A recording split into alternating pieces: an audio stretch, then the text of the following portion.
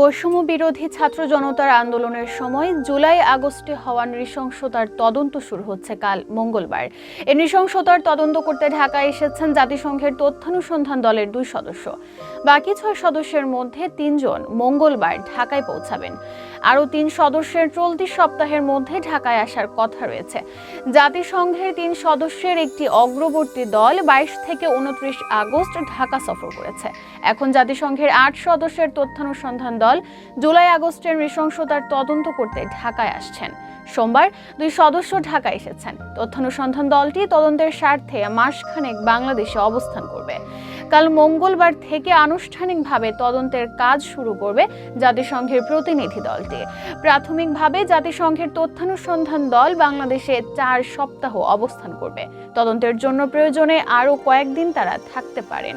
তথ্যানুসন্ধান দলটি গত জুলাই ও আগস্টের শুরুর দিকে বাংলাদেশে ঘটে যাওয়া মানবতা বিরোধী অপরাধ, বিচার বহির্ভূত হত্যাকাণ্ড সহ 15 ধরনের মানবাধিকার লঙ্ঘনের ঘটনা তদন্ত করবে।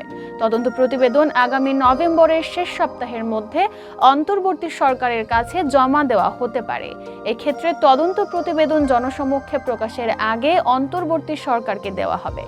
যেসব জায়গায় বিক্ষোভ, অসন্তোষ ও সহিংসতার ঘটনা ঘটেছে সেসব জায়গায় যাবেন তদন্ত করতে অনুসন্ধান দলের সদস্যরা। সাক্ষ্য গ্রহণ ও তথ্য উপাত্ত সংগ্রহের জন্য ঢাকা ও ঢাকার আশেপাশের কিছু এলাকা, চট্টগ্রাম, রংপুর সহ দেশের অন্তত 8টি বিভাগীয় ও জেলা শহর নির্বাচন করা হয়েছে। তদন্তে মানবাধিকার লঙ্ঘনকে বিবেচনায় নেওয়া হয়েছে। এর মধ্যে রয়েছে মানবতা বিরোধী অপরাধ, নিরাপত্তা বাহিনীর হাতে বিচার বহির্ভূত হত্যা, রাজনৈতিক ও বেসরকারি পক্ষগুলোর মাধ্যমে হত্যা ও নির্যাতন, জনশৃঙ্খলা প্রতিষ্ঠার নামে মাত্রাতিরিক্ত বলপ্রয়োগ, নিবর্তনমূলক আটক ও গ্রেপ্তার, গুম, ইন্টারনেট সংযোগ বিচ্ছিন্ন রাখা, সরকারি ও বেসরকারি সম্পত্তির ক্ষয়ক্ষতি। তদন্তের জন্য জাতিসংঘের মানবাধিকার হাই কমিশনের এশিয়া ও প্রশান্ত মহাসাগরীয় অঞ্চলের প্রধান রুরি ম্যানগোভেনের নেতৃত্বে 3 সদস্যের একটি অগ্রবর্তী দল 22 থেকে 29 আগস্ট ঢাকা সফর করেছিল।